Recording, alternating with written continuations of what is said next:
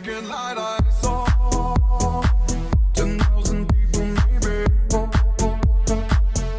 People talking without speaking, people hearing without listening, people writing songs their voices never share, and no one dared disturb the sound of silence